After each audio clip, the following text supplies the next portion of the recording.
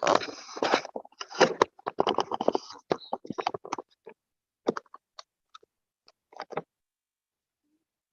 right. Tell me when you're ready. Okay, Prabhu, we are ready. All right. We can move forward. Hare Krishna, welcome everybody to this seminar on book distribution. Om Agyanati Mirandasya Ginanjana Shalakaya Chakshuramritam Yena Tasmai Sri Gurave Namaha Sri Chaitanya Manobishtam Stapitam Yena Bhutale Swayam Rupa Kadamayam Dadati Swapadantikam Shri Krishna Chaitanya Prabhu Nityananda Sidvaiti Gadadhar Shivasari Gaur Bhakta Vrinda Hare Krishna Krishna Krishna Hare Hare Hare Rama Rama Rama Hare Hare Mukam karoti vachalam pangum langayate girim yatkripadam aham vande Sri Gurudinataranam Paramananda Madhavam Sri Chaitanyeshwaram Vanchakalpatarubhyascha Kripasindubhyevacha Patitanam Pavanebhyo Vaishnavebhyo Namo Namaha. Hare Krishna. So, Golokera Premadana Harinama Sankirtan. The Harinam Sankirtan is the only export product of the spiritual world. Right now, the world is facing the crunch of supply chain management problems, that the things are not moving the way we're expecting them to move. In the spiritual dimension, that is not the case, because the spiritual sound vibration is always available. A couple of minutes ago, we were in Ohio State University, where 53 years ago, on this day, Srila Prabhupada gave a beautiful lecture addressing a full house, a full audience on students and professors on the science of Krishna consciousness. So we just heard that lecture in the same auditorium where Prabhupada gave it 53 years ago. It's quite memorable. And it was, somebody should mute themselves. There's somebody who's not muted on this call. So when we're distributing this message, there are a few things that we should be aware of. First of all, what is it I'm trying to do? I'm not trying to look for name, fame, profit, distinction, adoration, or followers, but I'm trying to be an instrument in the hands of my spiritual master to share the message of Krishna consciousness with others. So that's the first question. What is it that I'm trying to do? Any questions on that so far? Because sometimes we get confused on what is the job. Have you ever done the wrong homework, or barked up the wrong tree, or went down the wrong street and you got a little lost? Did you ever do research and went down some rabbit hole? And so there is feedback from your device. There's no feedback from my device. There must be somebody who is unmuted. So it's important that we are aware of what it is that we want to do, because otherwise we will get confused. Then why are we doing what we're doing? That why defines the intention. It defines our purpose. We should always ask ourselves this question: why am I doing what am I doing? So, and every person who is trying to share this message should be very clear on the why we're doing this. So as your homework, please write down your 108 reasons why you like to share Krishna consciousness, or why you like to distribute books. At least have 5 or 7, or at least 3 burning reasons why you want to give this to others. Not only people on the street will ask you, why are you doing this, sir? You're a well-paid engineer. You could be going shopping. You could be sitting home with your family and friends. Why are you out here doing this? People are curious to know. You know who else is curious to know? Your own mind is curious to know. Your mind will ask you, hey, Papa, why are you doing this? Why are you doing this? There's no profit in this. There's no glory in this. There is no profit in this. Name, fame, distinction is not there. Why are you doing it? And you better come up with some good reasons. Otherwise, once you face a few rejections, you'll just pack up and go home. Have you ever seen people pack up and go home? It happens, right? Because the why is not clear. So the fastest way to get utterly frustrated is to have unrealistic expectations. Just like when the cowboys went to beg food from the yogic Brahmins, the Brahmins rejected them. Not only did they rejected them, they ignored them. They did not even care to give them a no. They just went on with their business and completely avoided them. So the cowboys came back to Krishna Balaram and they felt a little bit hurt, because when you get ignored, it is hurtful. But Krishna told them that this is the way of the world. When you go out begging, this is what you should be expecting, that that people will ignore you. But go try again and ask the wives of the Brahmins. They will give you something. So our motivation has to be clear, and we have to be ready to face rejection, to face obstacles, to face difficulties. Srila Prabhupada failed many times, yet he pushed on, he persevered. He tried again in a different way. Jhansi failed. Butler, Pennsylvania, very little result. The first year in New York, practically no result. Yet Prabhupada persisted. He kept pushing forward. He left no stone unturned. And slowly, gradually, different people started showing up, and he was following every lead that he could get. He was following it up, writing letters, going visiting people, placing books on consignment, on commission basis. He didn't have a team to spread this message. So that's the next thing. Once you're clear on the what and the why, then comes the how. Usually people immediately jump to the how, but the how is meaningless if you don't know the why and the what. The how. Srila Prabhupada once said, I would like to spread I want to spread Krishna consciousness everywhere at once. Now that is certainly a pretty broad, a pretty big mission, spreading Krishna consciousness everywhere at once. How you do that? There's 8 billion people on the planet. How do you reach 8 billion people? Sociologists have proven that you cannot interact productively with more than 150 people. So all this idea of I got 5,000 or 50,000 or 5 million friends on social media is a figment of your imagination. You cannot interact with more than 150 people. Jesus had 12 disciples, and not all of them were so good. So you find yourself 12 people and you train them, and they will go out and they find other 12 people and they train them. And eventually you will have a big movement. Now, Prabhupada knew he had very little time left because he was 70 years old. He didn't have resources. He didn't have many friends or connections. So therefore, he went to America, the land of opportunities, to recruit the most ambitious, the most ruthless, the most ingenious people, Americans and Europeans. And with their help, he knew that if he could attract their attention, then he could spread the mission globally. So don't just think what I'm going to do, but rather think team. Samyak Kirtan. Kirtan is clear, the chanting of the holy name. Samyak means the complete chanting of the holy name. Complete also means congregational. It means everyone is involved. So think team.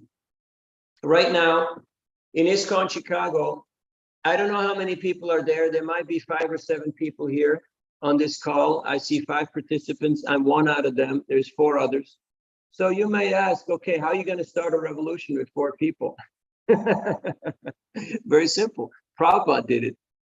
He was very clear about what he was about to do. He was very clear why he was doing it. And because he had full faith, Shraddha Shabde Viswas Kahe Sudrida Nishchoy. Krishna Bhakti Kaila, Karma Krita Hoy. So, because he had that full faith, Krishna backed him, and Krishna made his desire come true. All right, so if you see that your task, your mission is too big, you can't pull it off. Like you want to do a Rath Yatra, you want to distribute 1 million books, you want to build a big congregation, you cannot do this alone. You have to gather a team. And that requires that you think team, that you're a team player. It's not about you and your great glory, your score today. It's really about how to build a team. And Prabhupada came to New York. He had a couple of books, and that was that. So he found 5 or 7 bookstores who were ready to place his books on consignment basis. So he placed them there, and every other week he would go by and he would check how many books were being sold, and he would restock those bookstores. One lady asked him, "Are you from India?" Prabhupada said, "Yes." She said, "Oh, I love Indian food." Srila Prabhupada said, "What food do you like?" She said, "I like samosa." Next time, Prabhupada brought her samosa. Why? She was his Sankirtan devotee. She was his team. So Prabhupada thought team. He treated every person that walked through the door as a potential future leader of his movement. And guess what happened? They became the future leaders of the Hare Krishna movement. Now, if you watch some of the videos of 26 2nd Avenue, those individuals were pretty compromised by, let's put it mildly, not very sattvic lifestyle. Yet because of Prabhupada seeing the potential and fanning that spark and giving them the opportunity and training them, allowing them to make mistakes, investing blood, sweat, and tears in bringing them in and raising them in Krishna consciousness, they became the future leaders of the Hare Krishna movement. So the same thing can happen again today here in Columbus or in Chicago or in Mozambique or in Timbuktu. So if we follow the Acharya, if we follow Srila Prabhupada's formula, then the who, the where, the when, that is a natural sequence. That comes naturally. So who? Well, you start with yourself. That is the first and foremost. Therefore, in Bhakti Sibhushan, there are 4 laws of Bhakti Sibhushan. Strong sadhana. So the first one to give the book to is yourself. If I'm not reading the books, then who am I trying to convince? People will ask you, what does it say in your book? And you can't tell them, my guru wrote these books for me to sell and for you to read. That would be considered hypocritical. That will not have impact. Then, of course, we have to get books because you can't distribute books that you don't have. You have to show the books. You got to take them out of your nice library, out of your nice warehouse, and actually go out on the streets and put them in people's hands so that they can look at them. And then number 4, you have to organize. It takes a little bit of organizational skill. Srila Prabhupada mentioned to Giraj Swami that this movement was spread by good intelligence and organization. Where does intelligence come from? It comes from good experience. And where does good experience come from? It comes from bad experience. By making mistakes, we learn.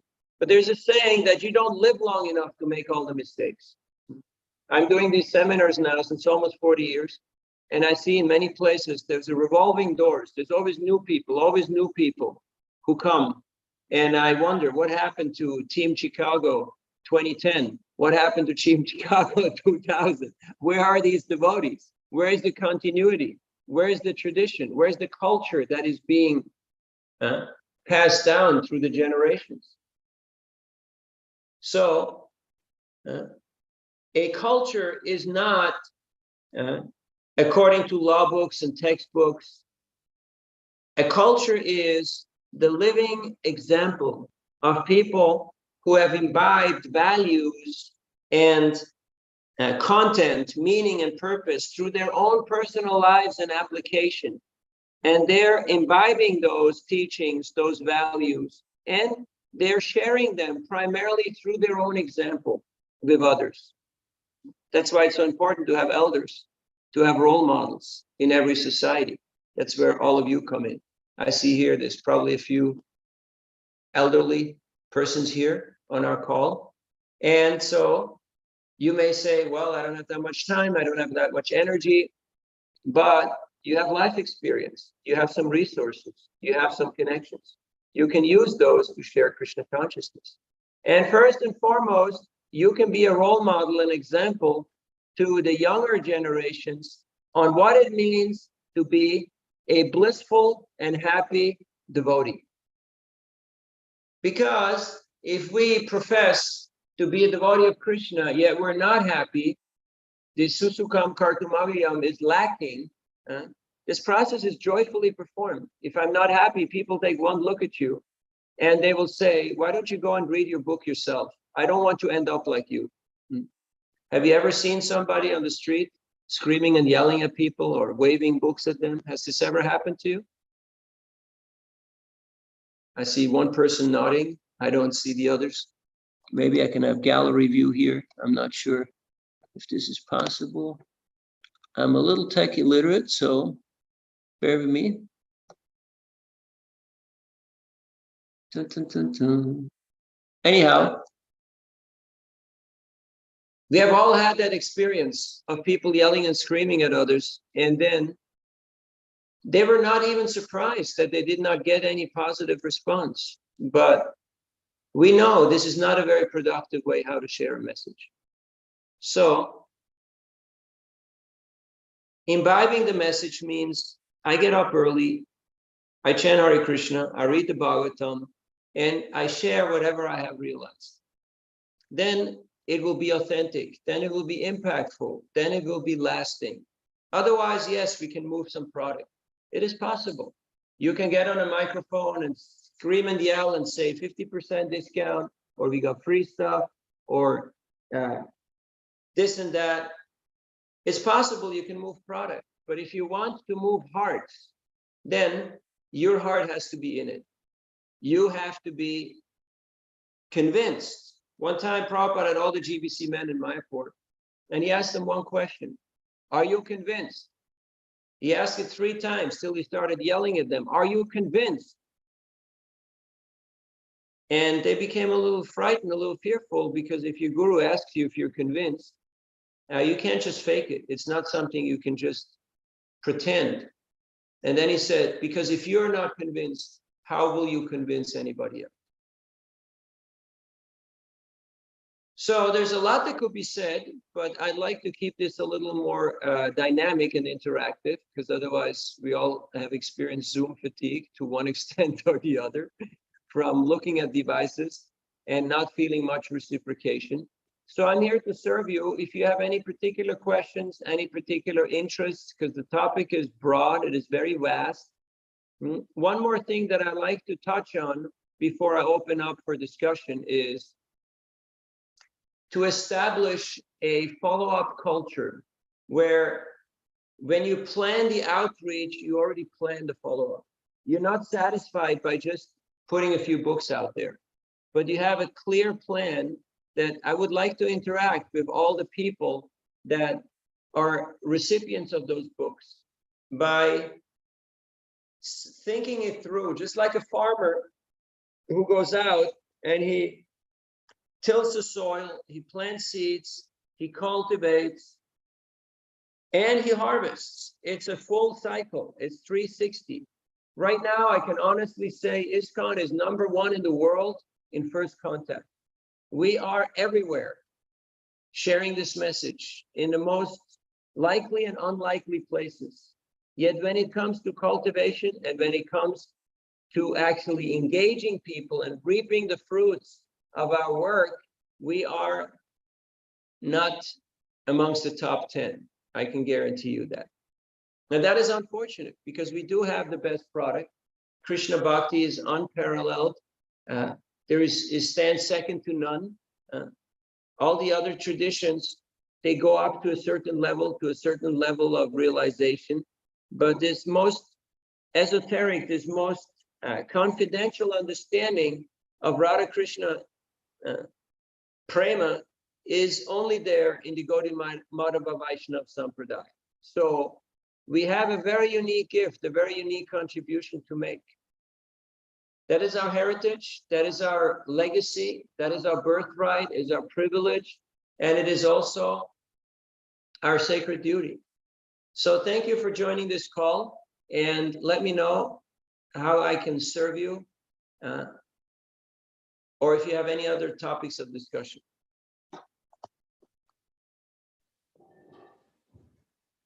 You can unmute yourself because writing in the chat will take time, and I have to go back and forth between the chat because I'm working from my phone. So you can just unmute yourself and give your comments or questions.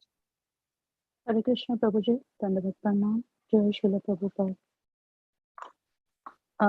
Prabhuji, my question was, and always is in my mind, that as you mentioned, the revolving door, people come and go. There's an enthusiasm initially, and then for some reason or the other, it dies. And there are many factors to it. As you know, ISKCON, and any institution for that matter, there are things going up and down. But how to keep the people focused, or whoever the devotees who come in the book distribution moment, keep them focused on that books are the basics, and that is what pleases Srila Prabhupada the most, and keeping all the differences aside, whatever issues going on, keep them aside. How to keep them focused? Thank you. The focus is being kept when we regularly get together to discuss these topics. Right now, we're 5 people here discussing this. I'm sure you must have at least 50, if not 500 people in your congregation. So it says that the mission has to be restated and recommunicated at least every 3 weeks, every 21 days. Actually, it's better if you do it daily or at least weekly. When you have 3 interactions a week, a person will actually gain momentum. They will actually learn something. Otherwise, they're at best maintaining. So if we don't have that and people just meet once or twice a year for Jamastami and the Ratha Yatra, then we'll be culturally Hindus or Hare Krishnas or ISKCON devotees, but we won't really be part of the Sankirtan revolution, because that's a movement. And a movement means something is moving. We're actually moving, not just product, but we're moving hearts. We're really committed. We're involved in this ourselves. So get together with like-minded individuals and do hearing and chanting. Go out regularly to distribute books and do Harinam at least once a week. It's possible. Even when you have family and a busy job, you can find 1 or 2 hours a week where you go and you chant somewhere. And then have a follow-up plan where you cultivate people who come to your programs and you make them feel super special, so that the only goal of your program is that they should come back, that they feel like, yes, these are my people. I would like to meet these people again. I was distributing books in Atlantic Terminal in New York City, just up the road from Brooklyn Temple, Radha Govinda Mandir. And it was raining outside, so we were outside. We were downstairs in the subway. It's a very busy place, Atlantic Terminal. Huge crowds moving through that. And there was a Harinam going on. And I was just picking the people, the most likely people, picking the right fruits. There was one young African-American gentleman, very tall, almost 7 foot, huge guy, like football player. And I approached him and I asked him, "Are you conscious?" And that kind of woke him up a little bit. I asked him, "Are you here or are you everywhere? Where are you right now?" Remember that the most powerful punctuation mark in any language is a question mark. It looks like a hook. You can hook people. So if people are not paying attention, you ask them questions, that will get their attention. So on colleges, I ask people, do you go to school here? What is your major? Where are you from? Or what is your job? Then I say something about myself. You involve them in a dialogue. It's questions and answers. The Bhagavatam, the Gita, questions and answers. That's the way how to get people's attention. And then you make a bridge. You build bridges from where you are, where this person is to the book. You build a bridge. And you take them on that journey. So that is a process. It's a science. It's an art that can be learned. Yet we have to be ready to learn. We have to be ready to be inquisitive and to learn this. Otherwise, it will be difficult. Just like if you want to become a medical doctor. We have here one of the premier pre-med and medical schools of the country at Ohio State. In fact, the center is right opposite one of the biggest hospitals. And so people go to study for 10, 12, 15 years to become specialized in some field of surgery or some field of science related to the medical field. Yet we think that we can change people's lives and there's nothing that we need to internalize or that we need to know. Now, of course, Krishna Shakti Vinana Hetara Pravartana, Krishna can act through you, he can empower you. At the same time, if we develop the right mindset and also a little bit of skill, that will enhance, that will actually support our preaching effort. Now, back to your question. First of all, make it super attractive. Not only the people will be attracted, the devotees will also be attracted. Make every event a Sankirtan party. Make it an event that is very friendly for family and children. The people are ready to come and bring their whole families. You always make sure you have prasadam there. You have water there. There is some hearing and chanting either before or after. There's some educational aspect that comes along with it. If you have education, then inquisitive, intelligent people, they will come forward. They say, yes, this is for me. I like that. I'm ready to spend my time, my effort, and my resources. Why? Because I value education. Yes, you can bang a drum and you will get some people also. But it's a different type of crowd. And it's a different type of experience. So the drum has its place, but the books are the Brihad Mridanga. The drum, you can hear it for 1 block, maybe 2 maximum. But the Brihad Mridanga, Prabhupada was playing it in Vrindavan at Radha Damodar. He was playing it in his room every night when he was writing 6 pages. And it was heard all over the world. Just like Dhruva Maharaj, he was standing in Madhuvan in Vrindavan on 1 foot, chanting Om Namo Bhagavate Vasudevaya. And the power of his mantra, the power of his austerity was being felt by the whole universe. So much so that the demigods went to Vishnu and said, he's your boy. He's causing a little trouble for us here. Please go solve the problem. So make it attractive, make it relevant and impactful. And in this way, it will be fun. People don't like to be told or forced, or you see, you can't legislate inspiration. Just like if you want to legislate and control artists, it's like herding cats. It doesn't work that way. But if you have something attractive, something that everybody wants, then people will naturally be drawn and they will naturally congregate to take part in this activity. Why people like festivals? Because it's the right place. It's the fun place to be. It's the right thing to do. So make this a Sankirtan festival. Like Chaitanya Mahaprabhu, he showed by his own example. Every day there was chanting and dancing in the day, in the town, and in the different islands of Navadvip, and in the night in Srivas Thakur's house. And people were attracted to it and they participated. Nobody had told them, hey, if you don't do this, you won't be part of our of our membership club.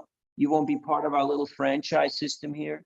We won't allow you to get into the church. No, people wanted to be part of it because it was so attractive. So think more in terms of what attracts you and what brought you and what kept you here. And then along those lines, we can make plans on how to attract and how to keep others. So we don't have this revolving doors. Because you're talking of a congregation. These are people who have jobs, lives, and children who go to school. So it's not like they're moving and, you know, they're leaving town every other month or so, or every year. No, it's rather a matter of, are we relevant? Are we visible? Are we impactful to their lives? Or do they feel they can get more out of, you know, the University of YouTube or scrolling on their phones? That puts the burden on us that we actually deliver quality content. And that is available in the Sankirtan movement, no doubt about it. Now, of course, sometimes people, they're looking for what's ever new and what's ever fresh. But Krishna consciousness is always new and always fresh. So it should never become dry, boring, stale, or just mechanical, repetitive. It should always be exciting. Otherwise, the what am I looking for, has been compromised, and we have veered off in a wrong direction. We have been hijacked by other interests. Other questions? Thank you so much, Prabhu. Follow-up question on that, right? We talked about how to bring people to focus. Next question is, how do we, your thoughts on how do we engage devotees who come in Sunday feast, every weekend or some major festival? Are there ways you recommend where devotees could feel inspired through some announcement on a regular basis? Like you said, you engage people, announce or communicate every 21 days. So what are your thoughts on that? It's not a matter of technology. It's number one, if you yourself are engaged and you're showing by example, everybody wants to follow naturally. Like initially, Prabhupada had no resources. He said, I don't have any money to bribe anybody, but simply because of love, people wanted to be with Prabhupada. And that meant they wanted to do what Prabhupada did. So they just followed what he was showing by his own example. Same with Jayananda, same with all our leaders. We follow them not because of legislation or because of force, or because we got some group email that says you're supposed to do this or that, but because we felt that, yes, this is what I want. This is what I like to do. And in this way, you create a culture. When I was in Amritsar, I met some businessmen from America who were part of that Sikh tradition. And they were businessmen. They said, we flew first class from the US to India, to Amritsar, staying in a 5-star hotel to do chapel seva, to work at the shoe stall and take care of people's shoes. Because they consider this their vacation. They consider this their recreation, you see? Now today, I'm here in ISKCON Chicago. A lot of the congregation left to go see Niagara Falls. Even though Harinam Ruchi is here, Mahavishnu Maharaj is here, Kavichandra Swami is here, the whole gang is here, yet many are out of town. But not as a criticism, I'm just saying, we make our own choices, how we navigate in life, what we consider important. What was Prabhupada's recreation? Prabhupada took 2 buses to go to the public library of Congress up on 42nd Street to see his Bhagavatams that he'd sent from India before, because the Library of Congress had purchased standing orders from his books. So they had purchased those 3-volume Bhagavatams. Prabhupada went up there every couple of months to see how many people had read these books. That was his recreation. That's the way how he spent his time. So you make it fun, you make it a festival, and you reward people. You show them appreciation, not just by giving them gifts or praise or positions. All of that can be there too, but mainly by giving them care and attention and your love and affection. That is the most powerful. Love is the greatest motivator in the world. Why are you all working so hard? Why do you get up or stay up late at night working on those group calls with India and Europe and American team and this and that? Why is a dedicated housewife taking care of her husband and her children? It's a seemingly thankless task, but because there is love, then no sacrifice is too great where there is love. But where there is not love, then even going to a meeting or even going to some function or event, it becomes a dreadful chore that we'd rather avoid if we somehow get around it. Okay, all right, I'll sponsor a couple of books, but I won't go out to distribute them because, God forbid, I don't want to be seen in this dress or amongst the public, which means that the educational aspect is lacking and the culture is lacking, and that realization that this is who I am, this is what I do. When George Harrison was asked why he's with the Hare Krishnas, he said, you know, when he comes down, if you line up everybody, the so-called regulars, the normal people and the Hare Krishnas, he said, I'd rather be with these people than with the other guys. So it's a question of identity. Who am I? And what am I here? What am I trying to do here in this world? I go on campuses 5 days a week when the schools are on, and I meet people of Indian descent who grew up in America. You know what they tell me? My parents are Indian. What they don't tell me is I'm American. They're almost embarrassed because they are so disconnected from their culture, from their tradition, from their roots, that they have bought into Mickey Mouse and, you know, evolution and the scientific approach to life. That it's very hard for them often to relate to any of this. Why? Because we have lost the plot.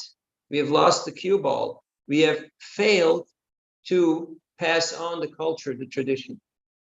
And a similar thing can happen inside our movement, where we have a lot of people who will externally profess to be part of something, but if you actually get to the bottom of it, how much have we understood? How much have we imbibed our own Siddhanta, our own tradition? Now, I'm not saying this to shock anybody here, but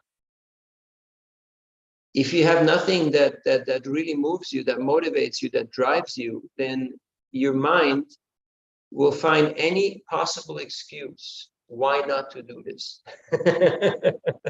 because public speaking, getting into the public and having to face possible objection, rejection, being ignored, indifference, is something that people dread. They're not so much in favor of that.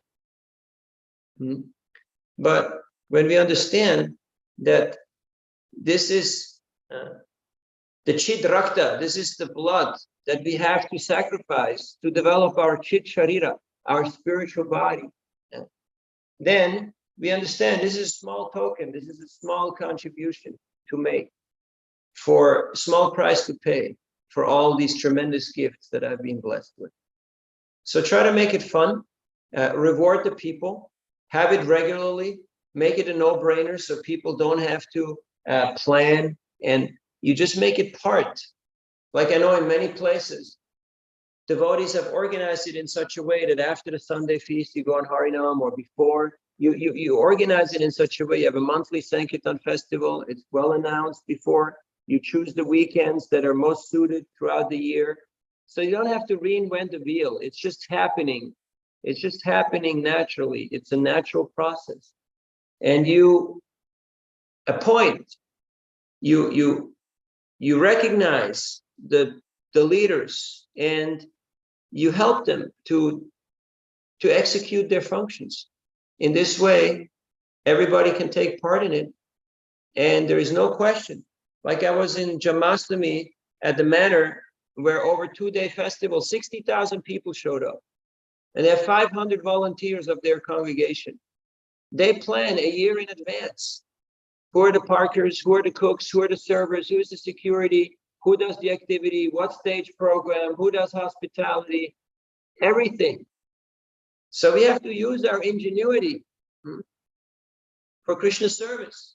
Otherwise, what's the use of having such a great brain and just using it for, you know, C+ or whatever you call it, Python and all that stuff? That's really substandard for somebody who has got such a smart mind. Okay, we can do the job too, but what is the job? What am I here for? Bhaktivinoda Thakur, he was a district magistrate. He sat court every day, dealing with all the cases that came to him. He had a no procrastination policy. At the same time, he stayed up and he wrote his books, and he engaged himself in very intense bhajan. But when he saw that he could not complete the mission that he envisioned, he prayed for a ray of Vishnu, a sun that could somebody that could assist him in this mission. So we're all getting older, let's face it, and we're only here for a few afternoons. So let us recognize all the potential candidates, starting with our own children and all the youth, and empower them by giving them opportunity.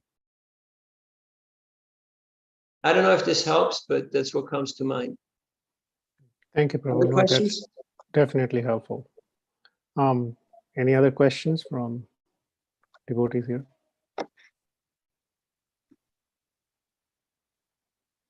Now, Chicago is one of the hubs. It's one of the most important cities in America, and it's a great center for many things. So we're looking. It's got the demographics. It's got all the resources and opportunities. There's a wonderful temple that has been there since the early days, and a new project that's coming up out in Naperville.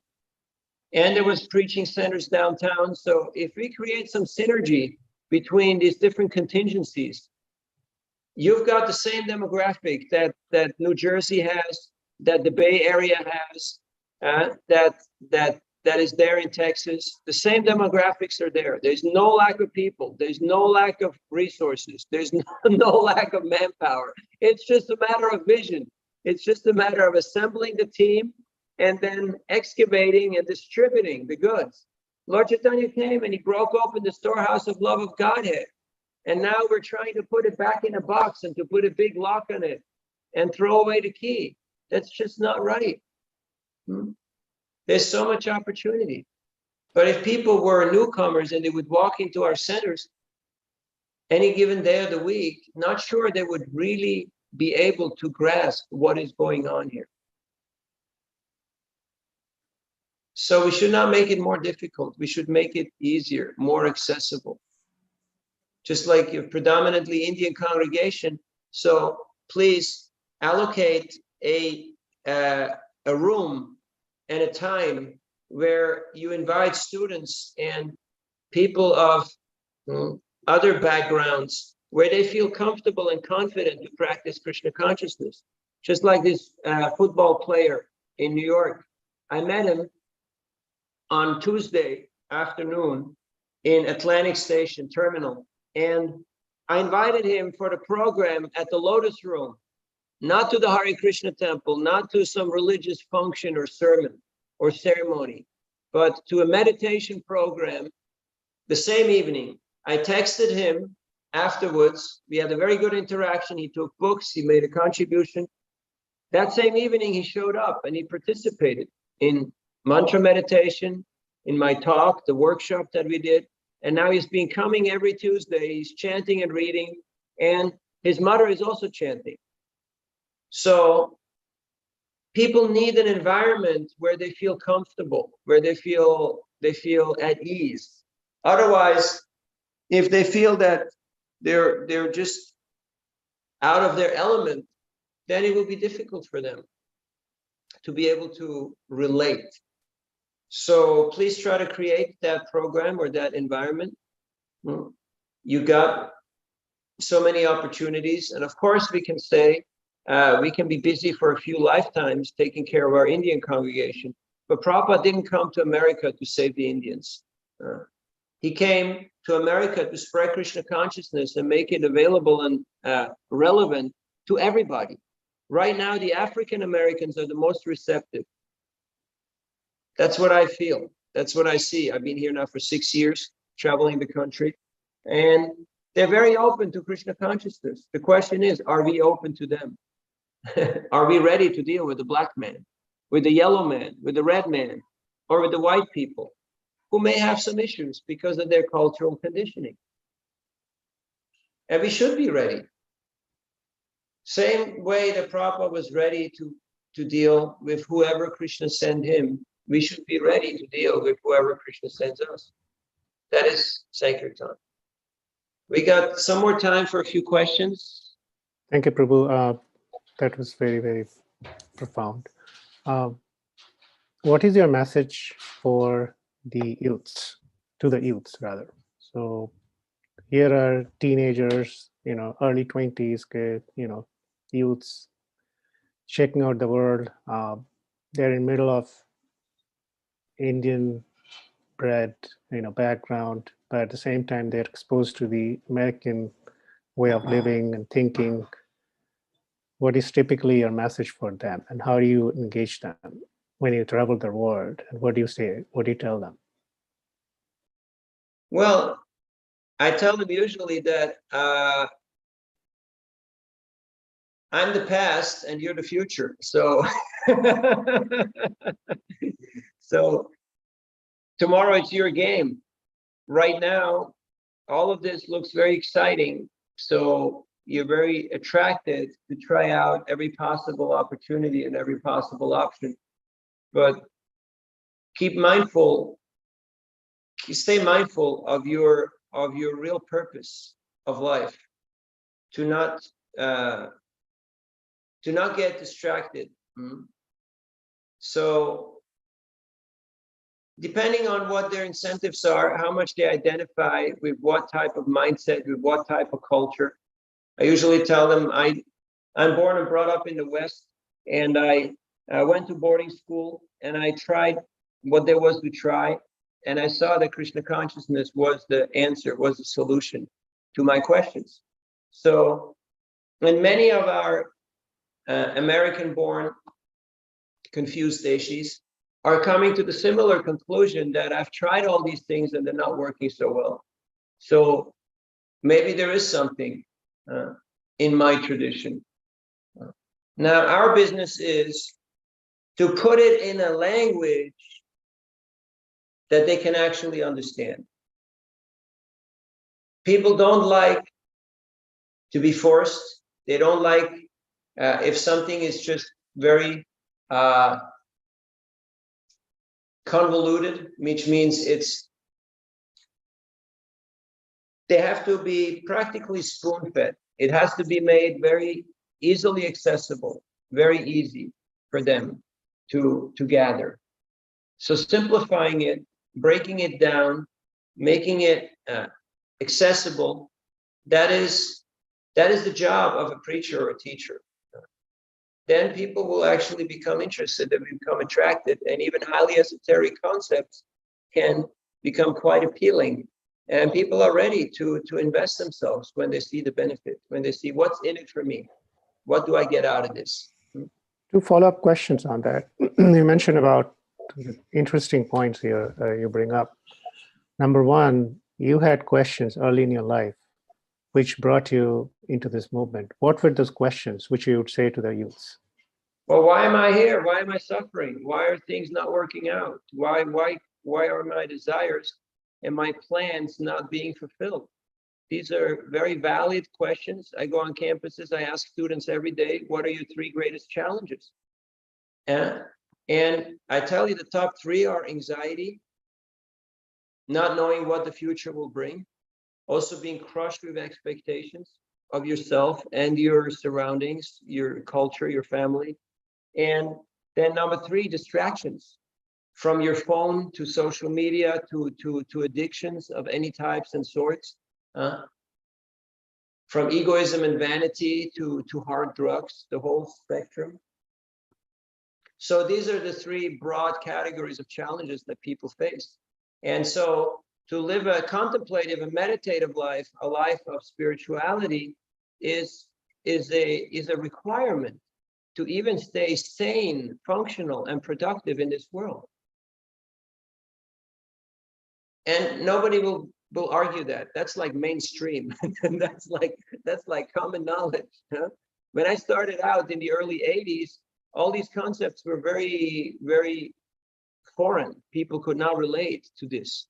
But now vegetarianism, karma, reincarnation, yoga, meditation, even all the pantheon and the monotheism of the Vedic tradition, people are open to that. They're open to that.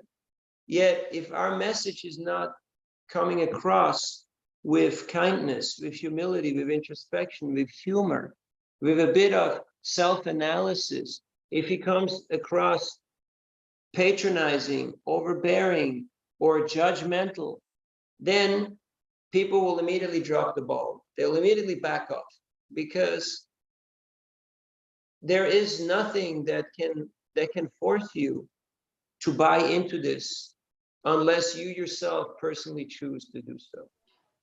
So we have to understand what are the laws, what are the rules of the game, and if there is the freedom or the desire to love, there has to be also the freedom not to love.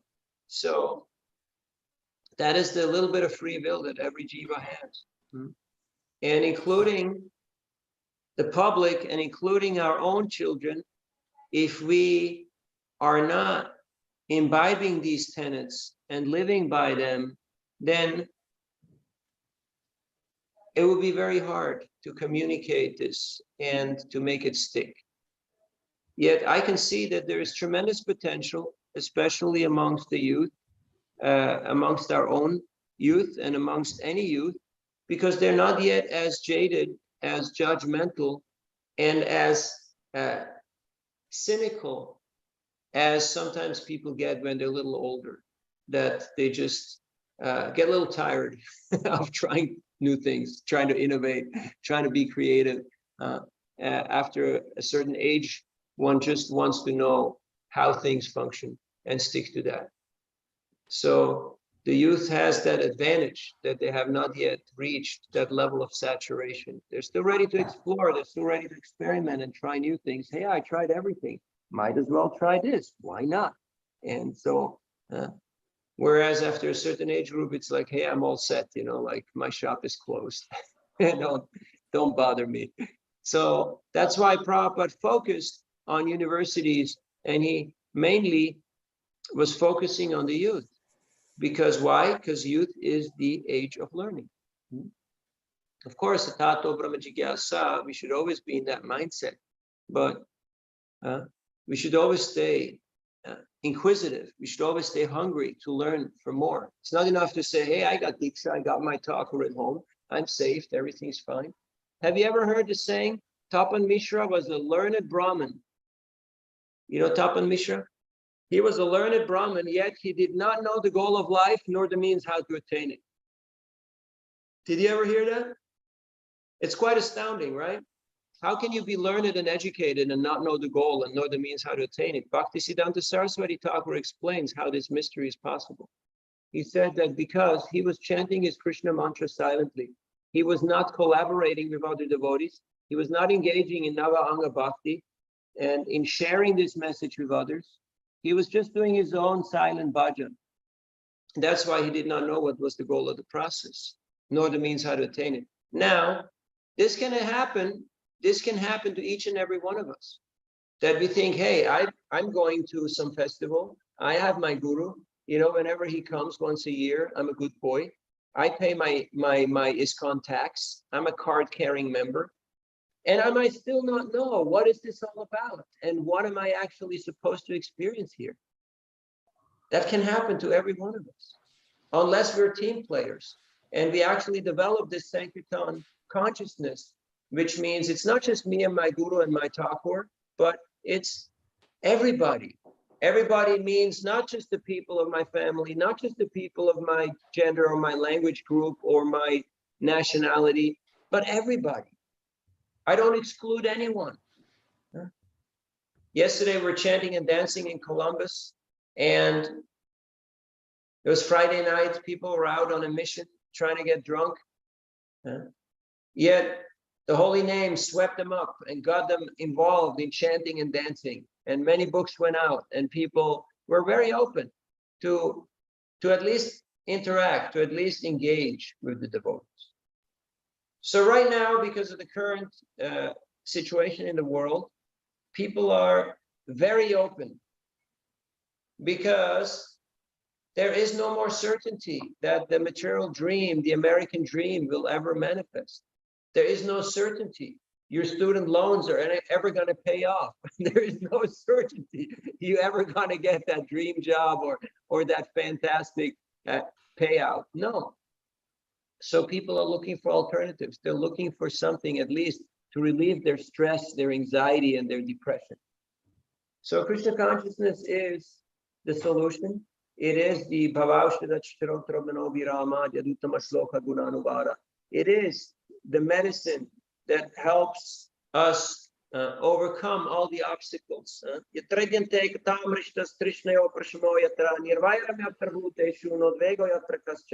Whenever and wherever the Bhagavatam is being heard and discussed, at least at that time, while this is happening, there is no lust, no envy, no greed, and no material hankering. That's pretty good. That's a pretty good start in life. So at least every day, hear the Bhagavatam and discuss it with your friends. You can do it where you live, you can do it online, but this katha, this Dushyanti Charamanticha has to happen. Otherwise, it will not go deep enough to actually have lasting impact. So we want to be part of that spiritual revolution. And for that, we need the help of our peers in every field of action, whether it be science, business, sport, or Krishna consciousness. Your peer group is the most important, most valuable group. These are the people you spend most amount of time with. Yes, we have teachers, and yes, there's a few who inquire from us, but the majority of our learning happens in the peer group. You ever heard of peer review? You can't publish a book in academic circles unless it goes through rigorous peer review. Am I open for peer review? Am I open to others to get feedback? If not, you could be barely good, but not great. So these are some reflections on this topic. I know if you want to get the job done, you ask busy people. You're all very busy, leading very responsible lives and doing great things. So I humbly appeal to you, please form a team, discuss these things. It doesn't matter who holds which title. Bhaktivinoda Thakur said, I am the sweeper in the marketplace of the holy name. This is a servant leader. You got Parama Karuna there in Chicago, who is a great beacon of book distribution. You have Acharya Nishta, you have so many others, countless examples of selfless service, great preachers. There's a great tradition, wonderful examples coming out of that area. So we're looking forward to hear about the great exploits from the Chicago region. Please try to see beyond the cup of my score or my temple or my guru or my group, because the name of the game is Sankirtan, Samyak Kirtan. If you want to do bigger things, you need to involve more people. And you have to be a team player. Otherwise, you can't be on the team. Spiritual life doesn't mean to be a spiritual egomaniac, that I just want to get my liberation. We're not after liberation. We're after attracting a glance of Srimati Radharani. That is what we're after. Trying to assist her in her service. And then Krishna will pay attention, because that's the way how it works. Thank you for your kindness, for your patience and tolerance. I hope that some of these things will resonate with you. Please pick and choose whatever is useful. And I'm happy to see the developments that are there. There's a lot of potential. There's a lot of prospect. So please use the time wisely. There is no guarantee. We thought Ukraine, everything is going fine. We thought in other parts of the world, everything is going fine. There is no guarantee that things will always stay the same. You know the saying, use it or lose it? Either we use the opportunity or it might slip through our fingers. So, and it doesn't matter, even if you only distribute one book, a book a day keeps Maya away. Try to read every day a few verses, and distribute a book every day. It forces us to communicate, to formulate this message, to become clear about the what, the why, and the how. It's important to meditate on these things. Prabhupada spent a lifetime in preparation, meditating on this. You know, the first person he met, and I will leave you with this, when he came to America was a Coast Guard off Boston Harbor. You know, Coast Guard, little boat. So Prabhupada was in Jaladuta and he waved at Prabhupada and Prabhupada waved at him. And that potency of that glance, that Coast Guard became a devotee 4 years later. That's the first person Prabhupada saw in America. His glance turned him into a devotee. That was the potency of Prabhupada's glance. So when people ask you, why do you get up early? Why do you chant? Why do you do this study? Why do you do all these things? Why do you go and cut vegetables at the temple? You're a master, a PhD. Why do you do that? You can tell them, I'm working on my glance. I want to perfect my glance. Like Dhruva was working on his mantra. We should work on our glance so we can actually have impact. We can actually touch people's hearts and draw out their loving affection. Jananivas Prabhu told us in the Bhaktivedanta class in Mayapur that somehow we should try to attract people to do a little bit of service for Krishna. That will be our perfection. When they get a little bit of taste for that service. So thank you very much. All glories to Srila Prabhupada. All glories to the Sankirtan movement of Chaitanya Mahaprabhu. All glories to the assembled devotees and to the unassembled and disassembled devotees. So please build your team and great things will happen. I'm fully convinced because it's Chicago and this was one of the powerhouses of Sankirtan historically, and it still is. Right now, a little bit invisible, but there's a lot of potential. And with Kishore Kishori's blessings and the devotees' collaboration and dedication, you're unstoppable. So thank you for giving me this opportunity to be with you and to address you. And I wish you a happy Sankirtan season. All goes to Srila Prabhupada. Panchakalpatarubhyascha kripasindubhyavacha patitanam pavanebhyo vaishnavebhyo namo namaha. Natakoti Vaishnavrinda ki jai, Srila Prabhupada ki jai, Gaur Bhaktavrinda ki jai. Hare Krishna. Hare Krishna. Thank you so much, Naveenarada Prabhu. Before we depart, I wanted to thank everybody here for your precious time and attention, and also to you, Naveenarada Prabhu, for your glorious inspiration and profound knowledge you shared with us on different aspects of book distribution and how starting with myself can be a better devotee through this process. So before we depart and close out, I wanted to read out for the sake of the audience and for eternity so that this data will be maintained. Naveenarada Prabhu, for your information, is a glorious disciple. He joined ISKCON in 1984 in Zurich, Switzerland, at the age of 15, and soon became one of the world's top book distributors. He traveled the globe for more than a dozen times as book distribution minister. Since 1996, he is part of a team who successfully taught thousands of devotees through this graduate course of book distribution. He built and directs Vaishnava Academy in Mayapur and earned his Bhaktivedanta degree from Mayapur Institute.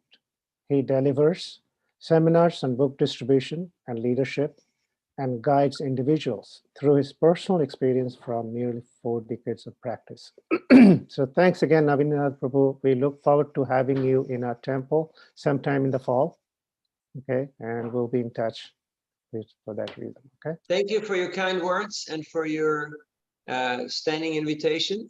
It's much appreciated. Thank you all and all the best. All glories to Prabhupada, all glories to your service. Hare Krishna. Hare Krishna. Thank you so much. Thank you. Hare Krishna.